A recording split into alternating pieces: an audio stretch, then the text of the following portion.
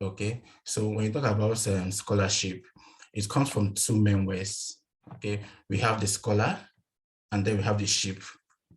So the scholar is the individual that is going for the scholarship, while the ship is more or less the assistance that is given to the student to assess education. So when you now join, Hi, David. I'm so sorry. I'm so sorry to disrupt you. I okay, think someone wants you to speak louder. I guess probably they're not hearing you quite clearly. ah, Although it's okay, clear on my end, but maybe if you can probably increase your voice or something. okay, maybe I have to increase my voice, or maybe speak louder. Okay, so I said earlier that scholarship comes from the two words scholar and ship. Now we talk about scholar. The scholar is the individual that is going for maybe a postgraduate study or an undergraduate study. And then when you bring the two words together, the scholar and the ship, you now get the scholarship. Now the ship actually is more or less an assistance that is given to a student. And this assistance comes in the form of financial stipends that is usually given to the students. It can equally come in the form of tuition fee that is paid for that student. Okay, so this is just more or less the description of a scholarship. Let me not just dwell much on defining scholarship. So when you talk about scholarship, scholarship can be described as form of a game. Okay, you can just see it as form of a game. And as every types of game, we have different difficulty levels. We have the easy, we have the medium, and then we have the difficulty level, the highest difficulty level. Okay, and then with time, with experience, as well as with information, we get to master these different levels, and it becomes easier as we go with time. Okay, with time, you get to master how to get scholarship, how to apply for scholarship, where to look out for scholarship, and as well as getting the right information. This information can never be what's overemphasized. So talking on that, or based on that, I'll be describing this topic this night based on these outlines: forms of scholarships, steps to get a scholarship. Let me use pointer. Okay, steps to get scholarship, how to find scholarships and apply, how to self-fund your studies, sources of funds, and then I will conclude by telling us some tips on how to go about it. Okay, so the first, what I'll describe this night is forms of scholarship. Now, basically, I divided scholarship into three basic forms. Okay, we have the general scholarships, we have the specific scholarship, and then we have scholarship from PIs, via grants and all that. Now, when we talk about the general scholarship, the word general is more or less coming from the word, maybe a country that is trying to self-fund students that are coming from underdeveloped nations or regions that have one problem or the other, or developing nations. Okay, so this form of scholarship is more or less highly competitive for these regions because many people are applying for this scholarship. Now, examples of this scholarship include the Chevening Scholarship, we have the DAD Scholarship, the Chinese Scholarship, the Commonwealth Scholarship, Erasmus, NAWA, among many others. In other words, apart from countries, we equally have some international bodies or organizations, okay, who may like to sponsor students from developing nations in their country or in different areas of studies within their departments or within their universities. Okay, so now the second one, we have what we call the specific scholarships. And when we talk about the specific scholarships, these are more or less scholarships that come from an institute or a particular university for the student they want to admit for a particular program. Okay, so this scholarship is reserved mainly for students who are enrolled or who are admitted in a program. For instance, we have what we call the GA, which is called the graduate assistantships, where a student is being given a scholarship based on the research he or she is conducting in coordination or in combination with a researcher or with a professor in that laboratory or in a particular project. Okay, we have the TA, which is known as the teaching assistantships, Now, this teaching assistantship is where the student that is admitted is being offered a scholarship, which comes in form of stipends and more or less tuition fee payments. And the admitted student is involved in teaching probably undergraduate students or helping in the contest assessments of these students. And at the end, he or she is being given a stipend, including tuition fee payments. Okay, so we have what we usually call the provost rector scholarships and equal scholarship for international students, which is mainly reserved for students that are coming from other nations. And these scholarships are reserved mainly for people that have merit in particular areas. Okay, so these are the different forms of scholarship, mainly this general and specific. Now, talking about the last one, which is scholarship from PIs via grants and industry-based research. Now, sometimes you can see some PIs, but PIs means principal investigators. They're actually professors, they're actually lecturers or doctors who are working on a specific project. Now, sometimes they can be given a grant, okay, for a particular project in the laboratory. So when they are given such grant, they look out for graduate students who they want to employ on that particular project so that they can work together. And in some scenarios, they are giving what? Scholarships. So we can see sometimes, we can see on social media where we see different professors telling students that they are looking for so 2 or 3 PhD students, 2 or 3 MSc students to work on a particular project. And once the students meet their criteria, okay, for that project, he or she is admitted and then offered a what? Offered a scholarship or a stipend, okay, as the case may be. All right, so talking on that, now the next is steps to get what? This scholarship. What are the different steps you have to take to get a scholarship? So we are going to look at this in 4 different scenarios or in 4 different steps. The first step is what I call the find, okay? The find is the basic step you have to take when you're looking for scholarship. You must seek and you must find it. If you don't find it, you can't go about, you can't access it now. So you must find the scholarship, okay? I will talk more about how to find the scholarship later. So the second one is what we call the check requirements. So after you must have looked out for a scholarship or you must have found a scholarship, the next is to check the requirements for those scholarships, whether you meet up to what is required of you to apply for the scholarship, okay? And then the third is what I call update your skill sets. Now you must have seen this requirement for this scholarship. You must have found this, look at the requirements, what they need you to do.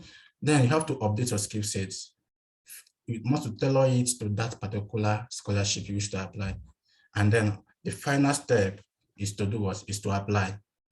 You must have find, check, update your skill sets, and then finally do what? Apply. So I use this mnemonics kind of for us to remember these various steps. You know, basically back then in our basic science or in our integrated science, we used to have various mnemonics. I used to remember one then, I think Mr. Niger D, yeah, which is used to describe the characteristics of a living thing. So this can be used to remember the various steps one can use to do what? To get a scholarship. So we'll be taking each of these steps one after the other for us to have a good understanding of it. Now, first is to how to find a scholarship. How do you find a scholarship? So I've listed the various steps here that we can use to look out for a scholarship. The first here is to search various scholarship websites. Now, the importance of this cannot be overemphasized, okay? Because there are 101 sites that are available today. And the only way you can know this scholarship exists is by looking at the websites of these various scholarship bodies, okay? They list all these websites on daily basis, weekly basis, monthly basis, as the case may be. And then after after searching these various scholarship websites, another step that you can use to find scholarship is to subscribe to their email alerts.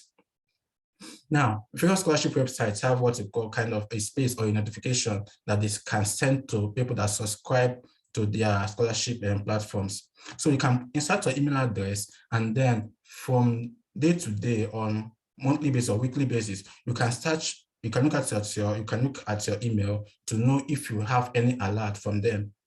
You can wake up early in the morning and maybe search your email to see if you have any email alert from them, okay? Especially as it relates to the particular scholarship you wish to apply for.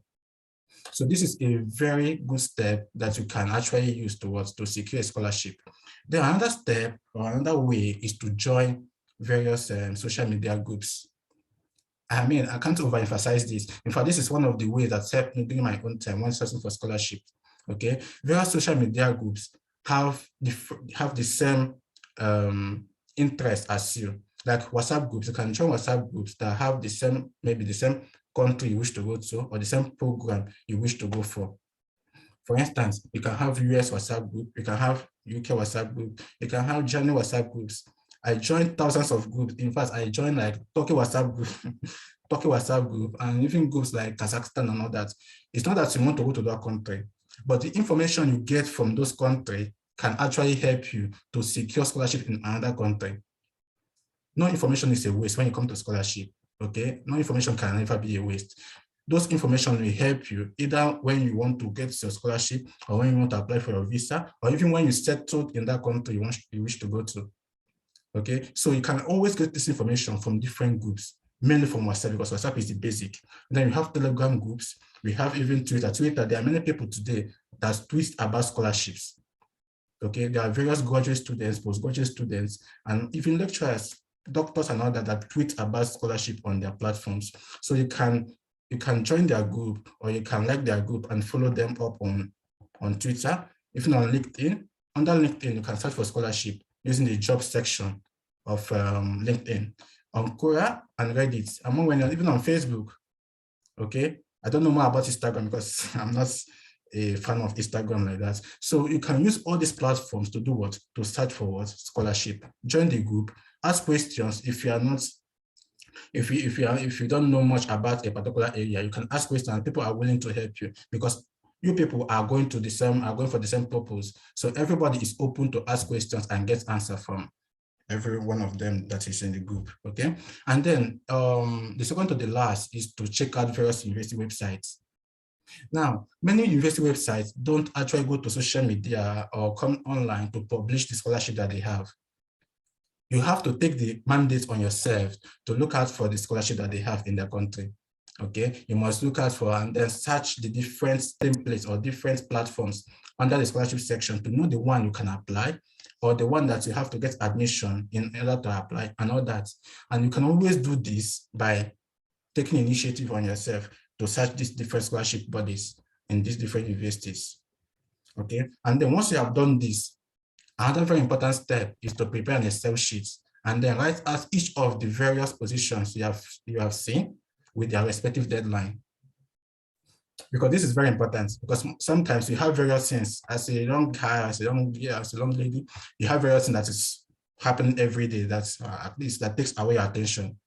So if you don't put down this, you can easily forget their deadline, and those opportunities cannot wait for you at all.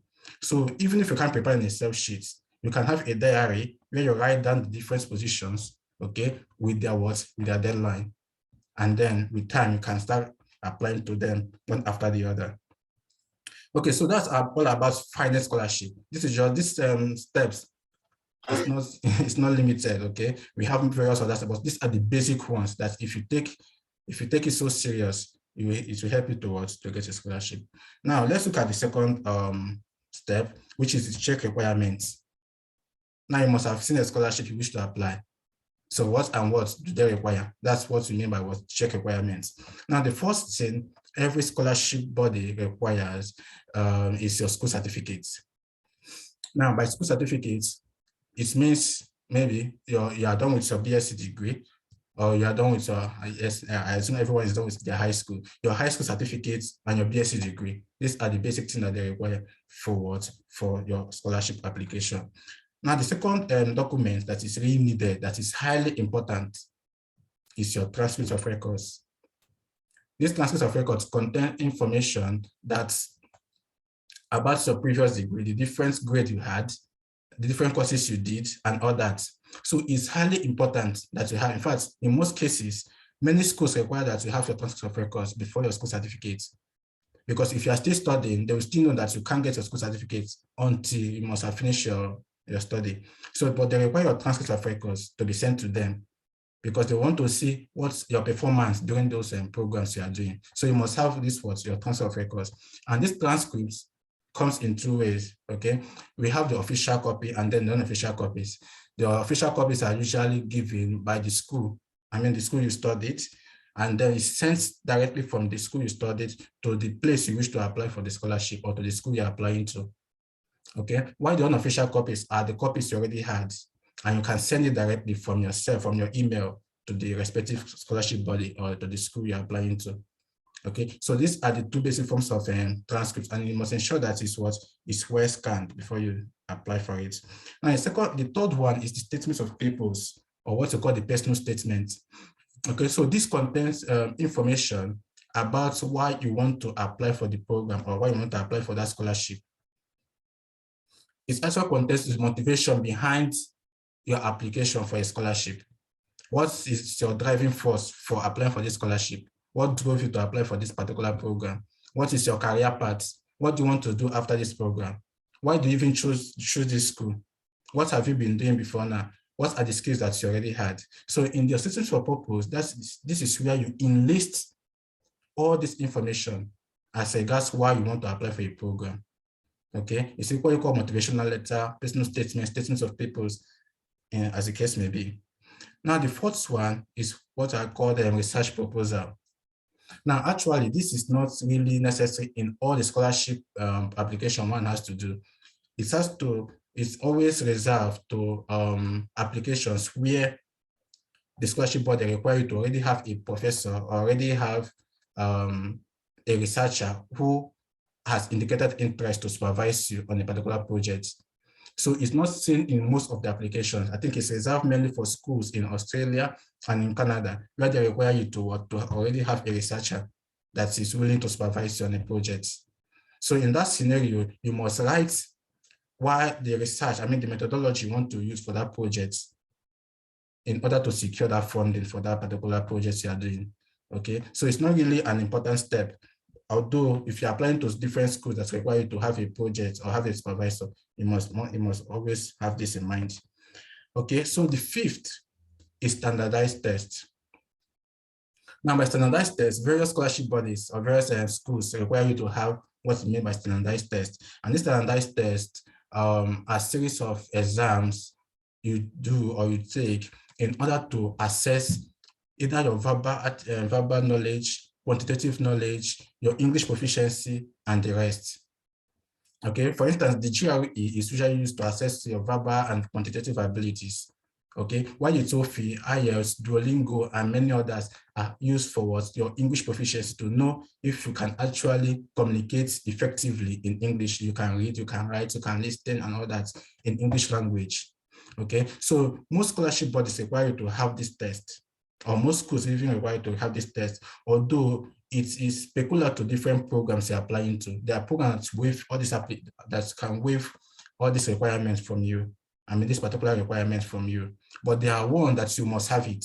So you must ensure you check this requirement very well to know if you are going to write this test or not. So that is why you must start on time to start preparing for this particular applications.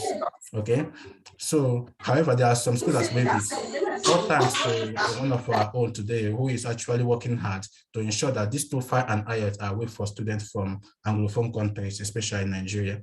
Okay, I think a postdoc from Canada who is actually working tirelessly to ensure that this thing is being done. So I believe that with time, we may no longer be writing all these tests and all that. But in the meantime, if your program requires that you have it, please ensure that you have it. Okay. Now the referees is actually another important document that you must have.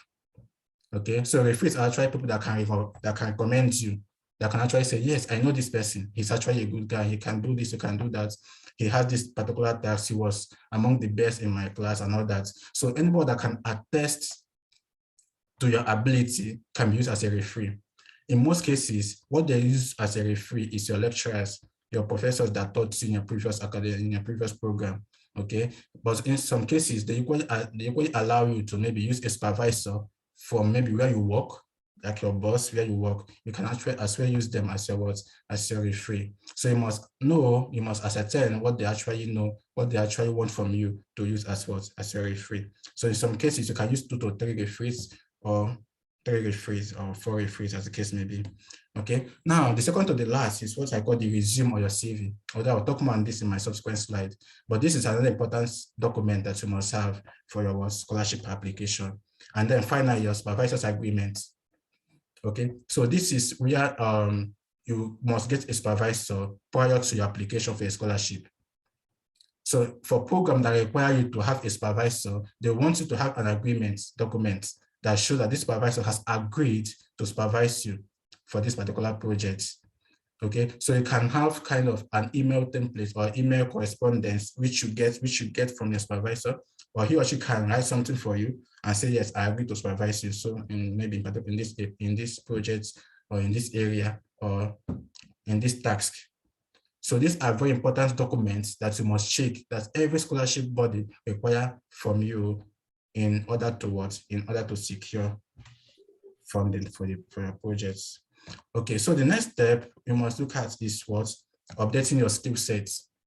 Now, we have talked about the first one, which is defined. Now we talk about the second one, which is the requirements. Now the third is to what? Update your skill set.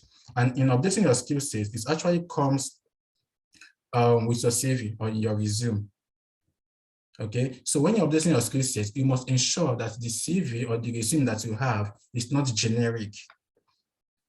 What do I mean by generic? Generic in the sense that you must tailor your skills or your expertise with respect to the application you are making. You must not use the CV for application A and application B. No. Okay. It must contain the skill that those scholarship bodies require from you. And it must review your research value or your area of expertise. Okay. And then it must highlight your skills that are aligned with the target program you wish to apply for. Now, what are the major components that must be in your CV for your scholarship application? When you talk about one of the important documents that must be in this includes your education, your previous education that you already did before the application you are doing. Maybe your university education, your high school education, you must enlist them. Let's say, for instance, as a medical laboratory scientist, I studied in social school from this year to this year, and I specialize in this area and this area. Okay, the skills that you have is equal another important another important information you have to include in your documents or in your CV. For instance, if you are proficient in the use of programming languages, you can use JavaScript, you can use Java, you can use C++, you can use CSS, you can use HTML. You must include these skills in your CV to show that you can use any of these programming languages with respect to the project or to the program you're applying to. Okay, you are proficient in the use of, as a scientist, you are proficient in the use of ELISA technique, in the use of different machines. You must do what? You must include them in your skills and in your CV. Now, your previous work experience is another important document or another important information you must include in your CV, where you have worked before, which skills have you gathered from those previous work experiences you had. Professional membership. Are you into any professional organization? Okay, for instance, as a scientist, I can be a member of an Association of Medical Laboratory Scientists of Nigeria. So this is a membership organization, which scholarship bodies always look out for if you are in any of this group, okay? And then awards. Have you gotten any award before? Maybe during your program or in your workplace or any of that. So any award they must have secured previously must be included in your resume. And then volunteering. Maybe you have volunteered, either maybe paid or free. You must include this in your resume. Workshop you must have attended. Have you attended any conferences, any seminars, any symposium and all that? You must include them in your resume. And then you have publications as well.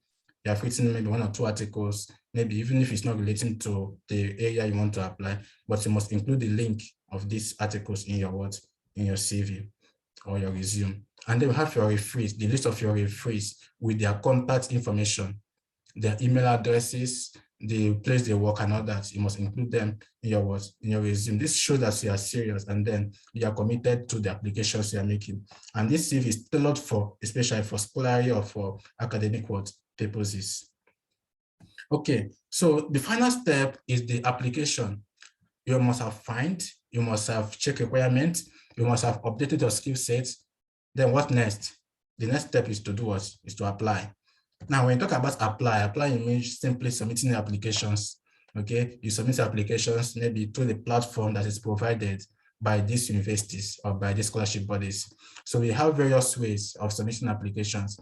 So if maybe they don't want you to submit it directly to their platform, they can equally recommend other ways, like maybe sending it through mail or sending it to maybe post and all that. So you must you must search your website to know how and where they want you to send the applications to. Now, in some cases, we have scenarios where PI, that's principal investigators or professors, want you to kind of send the applications to them, or you search their website and see that you can work with them. So in such cases, you must tailor your applications to meet up with the requirement that they need. For instance, when you are submitting applications to them via email, you must ensure that the subjects you use, okay, is like prospective graduate students.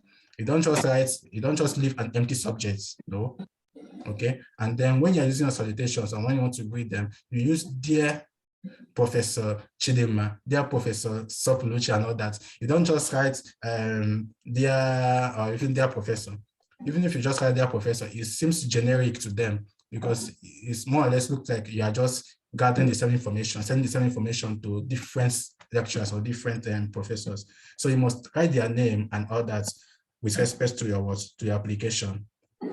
And then once they have seen your applications, the next is to prepare for interview because of course, once they assess you and see that you have the ability to work with them or to get the scholarship, they will host an interview for you. And on writing interview, one thing you must take very important is to understand your CV and be able to defend it. Okay, because they will look at your CV and then ask you questions based on your CV. So if you can't defend it, they will know that you just wrote all those things on your own and you didn't actually have all those skills you claim to have. And then secondly, you must explore the target lab or research publication and demonstrate how it aligns with yours. So prior to the interview, you must have searched their laboratory, search the different schools, search the different scholarship bodies, and see how the connection between you and them is.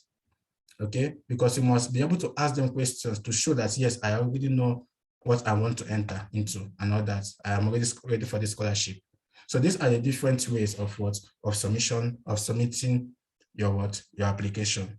So we have looked at these various steps. Now let's go in a more practical aspect now to look at how to search for scholarship. How do I search for scholarship?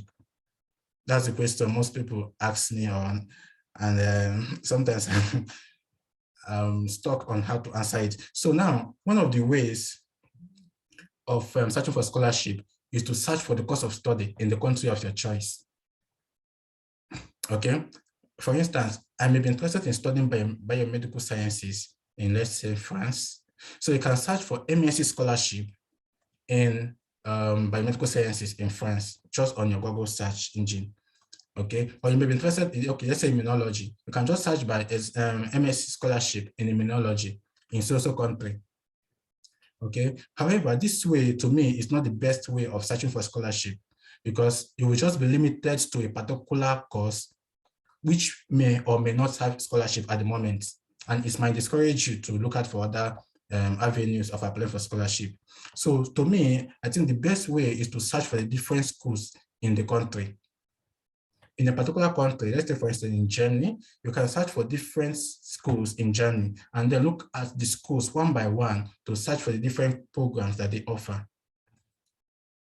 Okay, because most of these courses, you might seek a course that may not have funding, and then it may interest you, but you may equally see other courses that may have funding and they might not interest you. So you might choose from each of them the one that you really want. Now, on this side, I've listed different websites that is really important when you want to search for scholarship. For instance, with respect to North America, Europe, and all that. Okay, so one of the best websites that is highly recommended is this for icu.org. It's one of the best websites you can actually use to do what? To search for scholarship. So I don't know if I can actually do a practical show of this. Let me see if I can make a browser of this. I mean, show us how to maybe use this particular websites in searching for scholarship. Okay, so for instance, the first one I said is the 4icu.org. So you can easily type 4icu.org on your search engine, like Google, and then click on search. So these different information appears here. Now, for instance, if you are concerned with North America, specifically US and Canada, so you can easily click on North America here. Okay. Okay. So when you click on North America, then you have the different countries that are in North America. And if your interest is in United States, you just click on United States. And once it opens, the United States has different states in it. So if maybe your interest or your concern or where your area is in a particular state within the United States, you can look at different states that have different universities in them. For instance, in each of these states, by the side, you have the number of universities that are present in that particular state. If my interest is in Alabama at the moment, I can easily click on Alabama. And when it opens, and I want to look at the University of Alabama, I will just click on the University of Alabama and then go down and then open the particular website, the specific website of the school. And once it opens, I will start looking at the different programs that they have. I believe that most of us are going for postgraduate studies. So I can easily click on find courses and programs on their websites.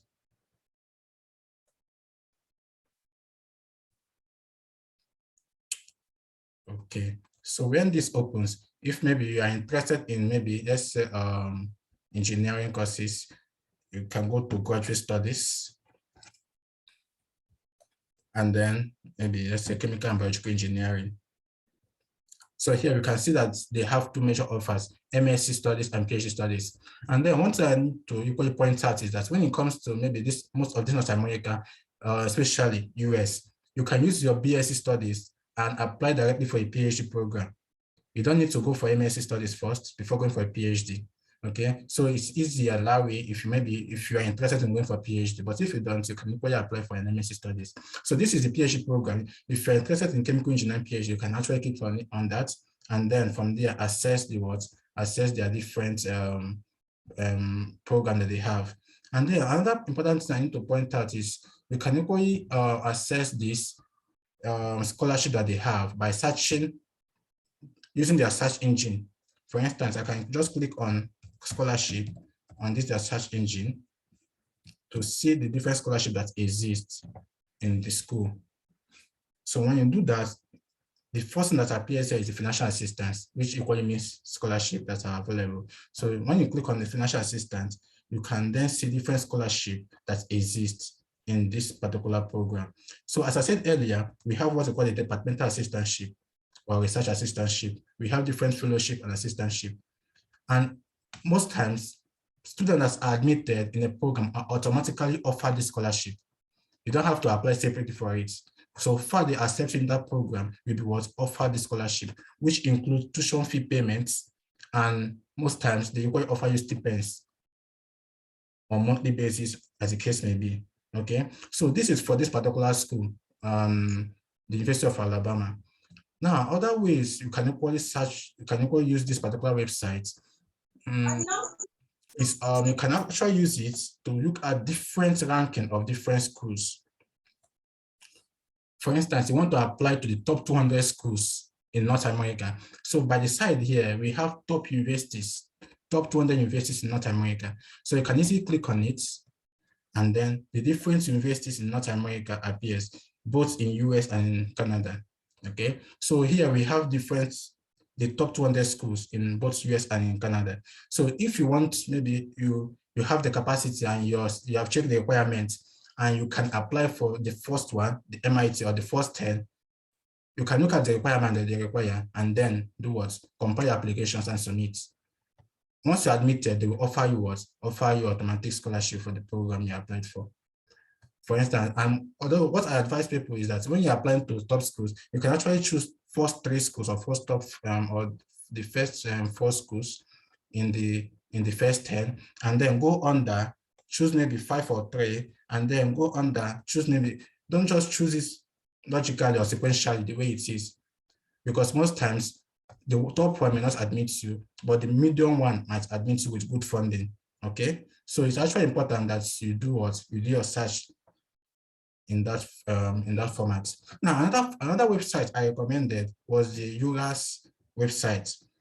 Actually, this can be used to search for different programs within the European Union. Okay, apart from European Union, apart from scholarship, you can actually use this particular website to look for assistantship programs or jobs, even as a graduate student or even as an undergraduate.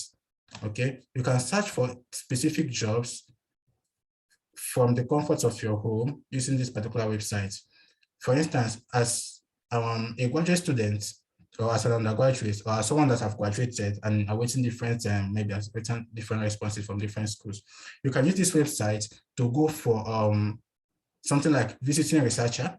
You can go as a visiting researcher to different universities, different institutes within the European Union. And you can easily get them by using this particular website to search for available positions within the European Union. So this particular website is being updated daily, of which if you access it every day, every morning, you'll be able to get information on which particular program you can apply for. Okay. Then the third one I have to make mention of is the DAD website. We have what we call the DAD website, which you can actually use to access scholarship within Germany. Okay, let me not go deep into it because I think it will take more of my time, but you can actually use that particular website to do to access scholarship within the European Union or within Germany specifically. Now, I have to make mention about other ways of sourcing for funds. So as I'm limited with time, I'm not actually go in depth on those different websites I mentioned earlier. So let me just go briefly on how to self-fund your studies. If maybe you want to combine the scholarship with your self-funding, okay, or you are not getting scholarship and you want to self-fund your studies, what are the different ways on how to go about it? Okay, so one of the way is to look out for cheap, free, and low tuition universities. There are 101 low tuition universities that exist today, mainly in Europe, within Europe, and then some Asian countries. So if your interest is any of the European countries, you can look out for these different countries like Norway, we have Germany, we have Austria, we have Czech Republic, we have Italy, we have Spain, we have Greece, we have Hungary, and then we have Poland, among many others. Okay, so these countries offer low tuition fees for their different programs. However, in countries like Norway and Germany, most times you don't have to pay any tuition fee. Their programs are highly free of charge. Their tuition is free. Okay. However, they require you to have what we call a block account when you're applying for their school. Like you have to have a minimum amount of money to take care of yourself within the time you are in the program you applied for. Sometimes it can be 4 million, sometimes 5 million, sometimes 6 million, as the case may be. Okay. So when you're looking at for these different countries, one thing you have to bear in mind is to search the different universities in the different countries. You can pick a particular university, a particular country you want to go to, and then search each of the universities and the program that they offer with the funding that they offer at the moment. Okay, now let me go back to maybe the search engine and show us one or two things as well. Let's say, for instance, I want to apply for a program in Italy. I can just say universities in Italy. Okay, so I like using this particular platform because once you just open, so you see the different logos of the different universities. So you can easily click on a particular university you want to apply, like let's say University of Padua.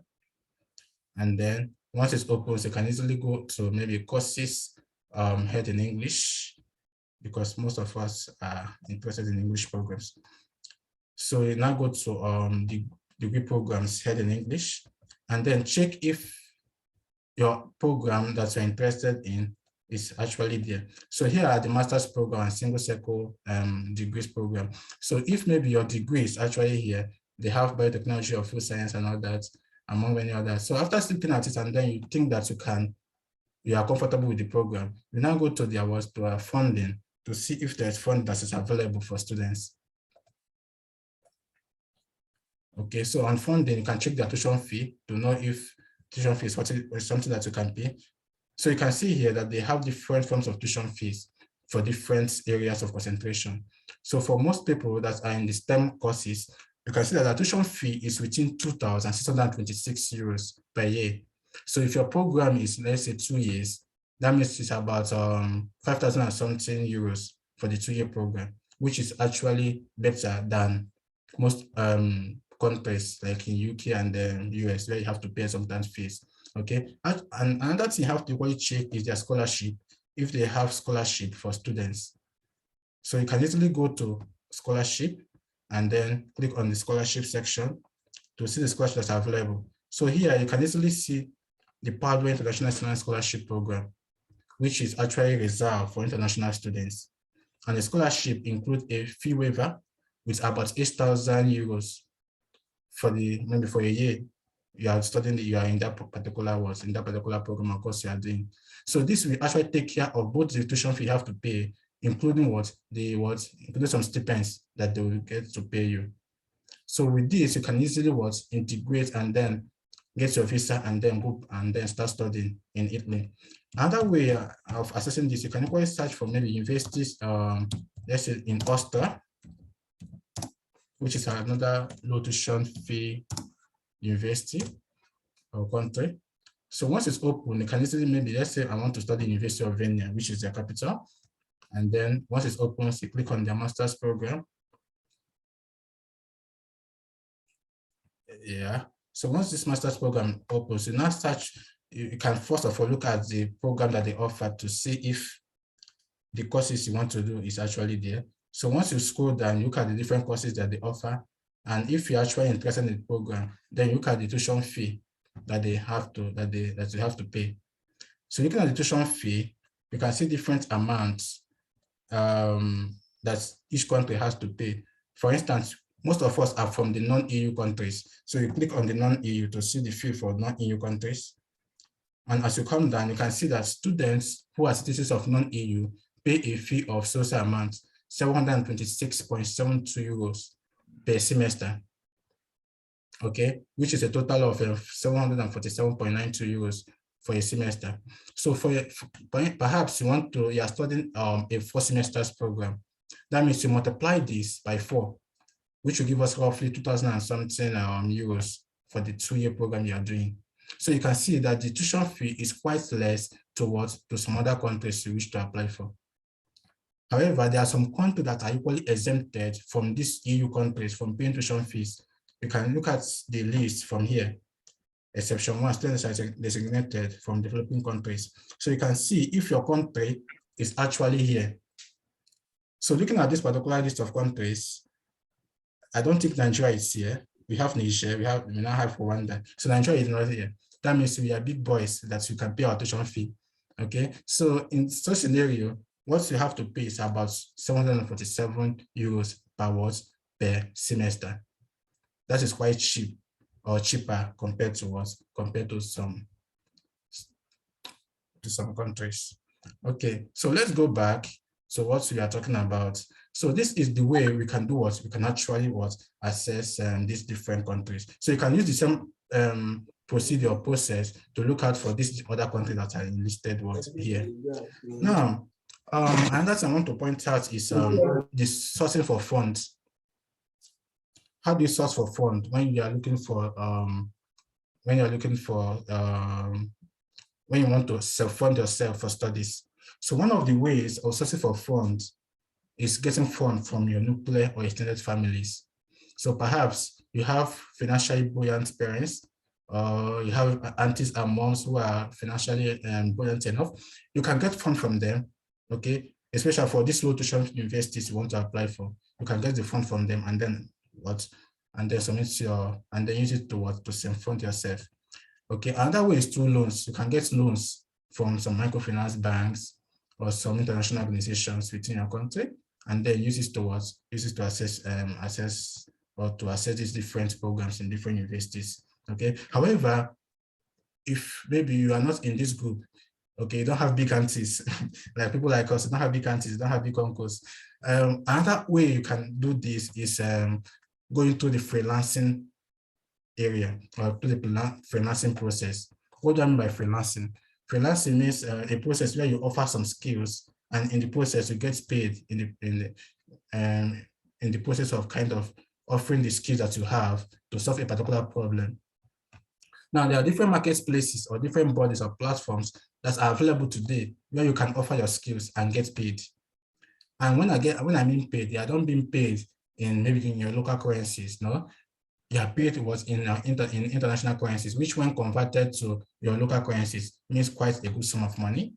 For instance, platforms like Upwork, Fiverr are online marketplaces where if you have skills like you can talk, you can write, you have content ability, you can maybe exhibit 1 or 2 content, you can do some digital skills and others. You can bring out your skills on these different marketplaces or online platforms and offer them. You register, you create your own platforms. If you have done any particular project, you enlist them on that platform. And with time, you go it within 6 months or not that you have getting some clients who are interested in those skills you are offering. And in the process, you get paid. For instance, some of these clients can pay up to 200 euros or $200 for a particular project. And with that, you grow your finance gradually until you are stabilized, and then use it to self-fund your studies. Another way is what I call the Amazon KDP. In fact, this is one of the best ways you can use to self-fund your studies. It has actually helped many, and it's actually helped me too when I was equally searching for funds too. So Amazon KDP is more or less like a digital marketplace where you write articles or where you write an ebook and then you publish it. You get it published. Okay, so in the publication of these various ebooks, apart from ebooks, you can equally publish paperbacks, what you call print version of your ebook. You can equally publish audio books of this particular topic. But the most important thing is to find a problem. If you find a particular topic or a self-help or a particular self-help that can assist many people on a particular problem, you can write an ebook and then publish it on this platform. Put the price you wish to get it published, or you wish to sell the book or ebook or not that, and then gradually you kind of build your income. And this writing is more or less a passive way of making money or making income, because once you write it, you don't have to keep on writing, but the fund keep on coming at the end of the month. I remember back then when COVID was still ravaging the whole nation and everybody was kind of looking for ways to help themselves. There was actually a scenario where I heard that in the US, they have to ransack the different shelves where people were looking for hand sanitizers and face masks. So I took that as a particular problem. It was a really big problem. And then I wrote on how to prepare face masks and how to prepare hand sanitizers. I've not done that before. I don't even know how to prepare it. But I had to read it up, I had to study, and then go to different websites and YouTube to search for how to prepare all this. I compiled this in the form of an ebook, and I sold it, and it's still generating income to me today. So this is a particular way in which you can do what? You can secure what? Funding for what? For your studies. Now, other ways include digital skills. Digital skills can be learned. Even if we are in the world of technologies today, the world is a global village. So even if you are not doing a particular project that is related to technique or related to computer, learning 1 or 2 digital skills is highly important. And you can do this by joining various boot camps. Like we have data science boot camp, data analytics boot camp. We have some examples like ALS Africa. side hustle, among many others. So you can join any of these and learn one particular digital skill and offer those skills on different remote websites and get funding from the comfort of your home. Okay, and then secondly, you can actually use other free websites to learn most of the digital skills.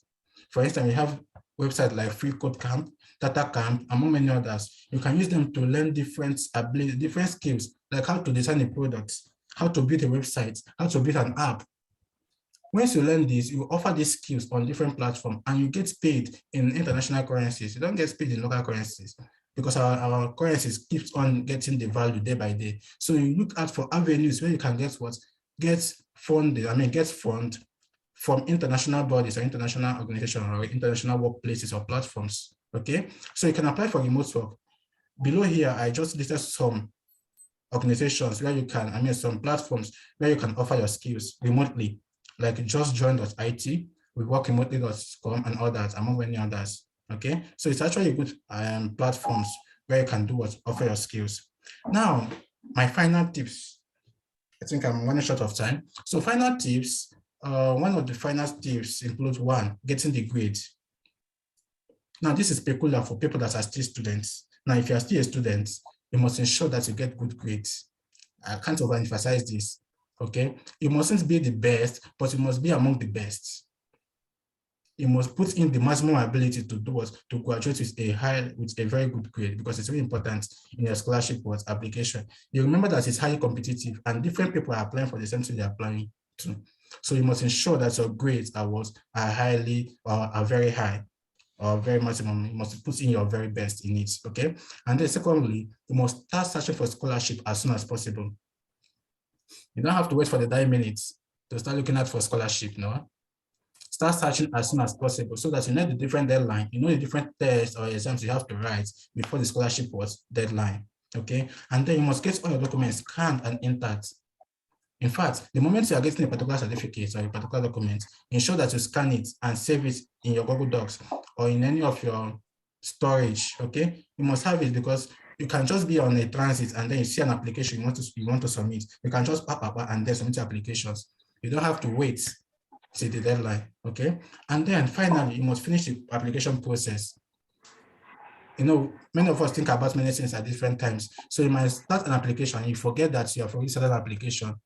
So one of the ways in which you can secure funding is to ensure that you finish that application process, because the opportunity cannot wait for you, okay? And then the final point is to pray. I can't overemphasize this. Prayer can never be overestimated, okay? You must actually pray when you're starting all these things, because the Bible says that you must actually pray at all moments. So when you are starting this application, you pray so that the Holy Spirit can guide you in the applications you're making, okay? Now, I will leave us with this. The way to get started is to quit talking and begin doing. Talking, I want to get scholarship is very easy, okay? But when you start doing it, you find out that you are getting the scholarship. So let the doing do the talking, okay? And not the talking doing the doing. So thank you so much for your audience. I really appreciate it. Wow. Thank you so much, David. This is amazing. Thank you. I want us to really just appreciate David on the chat box. I mean, I have learned so much from it. David, thank you so much. This is the David I've always known for a very long time. It's good to know that you've not changed in teaching people. Thank you so much. This is amazing. I mean, there's so many things that I picked up from there. And I want to start from the last place that you talked about prayers. You know, it's easy to think, oh, I'll just put this in. I tell people that yes, we have to do what we have to do, get our essays right, get all those things right. But then there are thousands of people applying.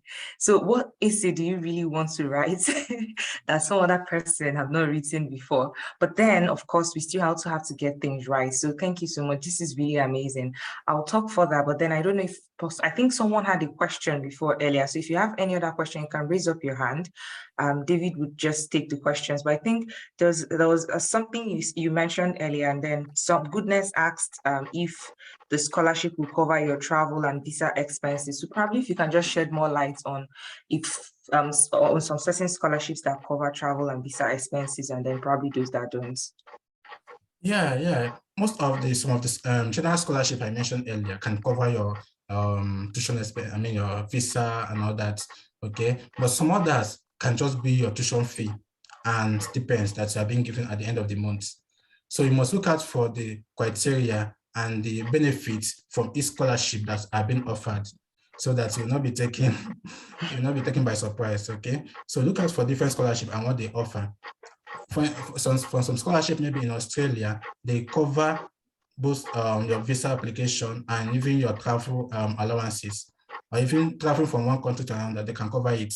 But some other ones, like in the US, where you're giving graduate assistantship, teaching assistantship, what they are actually giving is a tuition waiver and then a stipend for each month.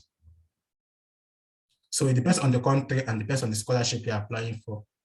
So you must actually look at the criteria when you are, that's one of the important steps, checking the requirements and all that. So it's one of the things you have to check out when you're applying for a particular scholarship.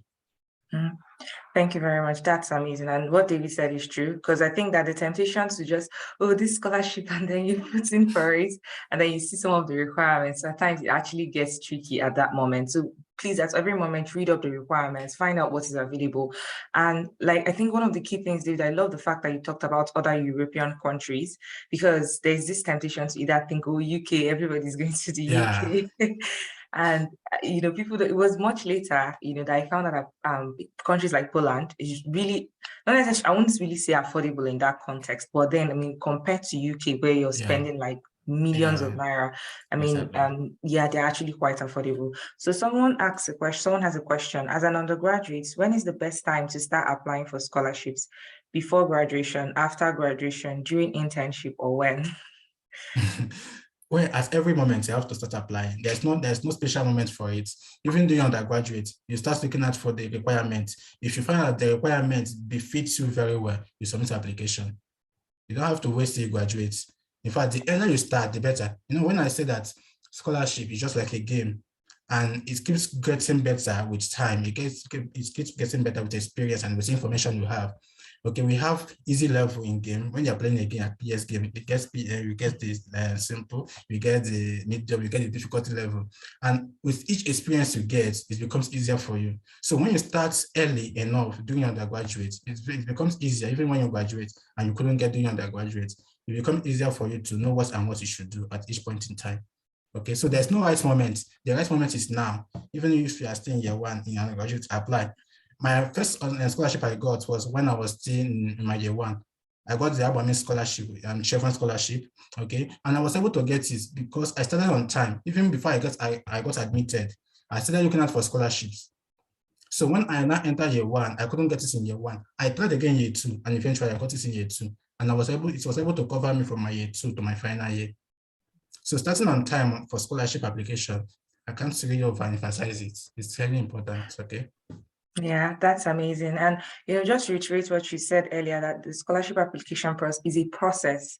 So it's not an event. So it's not something that, like David said, you just have to keep it in mind. Okay, so what do you need? So since it's a process, you're working towards it at every point in time. And then what David said about grades, not getting the first time I applied for a number of scholarships. And I was just like, Exactly. oh God, what is going on? So it's that grade, that decision to, what, I'm going to keep doing this, I'm going to keep applying it, or need to keep putting pressure, and I'll get it. I want you to know that people get it. So, there is this thing about, like David said, also about the place of our relationship with God. There's this thing about confession. A good number of people that I know that have said that I'm going to travel outside, a good number of them are outside. I mean, David has been someone I know that he has been talking about scholarship right from when we were in school. And it's so amazing for him to be here. So please keep on applying, keep on putting pressure. I don't know if I have any other questions for David as we round up. Yeah, another thing I want to equally point out based on what you said is the rejection. I mean, you have to get used to it. You have to get used to it, honestly, because if you just apply and then you get rejected at once and then you say I'm not applying again, man, you see that you get tired with it. But if you see rejection as kind of a motivation, it drives you to even apply for more. You will not get tired with rejection. Most times we call rejection in the scholarship body Love letter. love letters. You receive many love letters and all that from the unexpected places. Even when you think that the application is top notch, you see that they say, sorry, at the moment, you can't do this. We have many of this, or this, or this. you start feeling dejected and no, see it as kind of a motivation to apply for more. Okay, with time you get experience and then you get scholarship that you want. That's amazing. Someone told me recently that it's not rejection, it's redirection. So I saw something on Twitter. So the person was like, for every single rejection he gets, he's going to make 2 applications. And that's actually a very good motivation. So for every single rejection, just decide that, you know what, I want this, I'm going to get it. So I think that that's really awesome. I don't know if you have any other questions for David. Kelechi, okay, someone unmuted their mic. David, could you drop your handle on how people can reach out to you? And we'll share the recordings and the slides. You know, honestly, even myself too, I mean, I got a lot of things from here, particularly about, you know, the ebook. I'm like, some of us were here, we write, and we've been sitting on our writing skills. People are cashing out from it. So I'll encourage you to employ everything that we've learned over the course of this 3-day program. For me, it's really been awesome.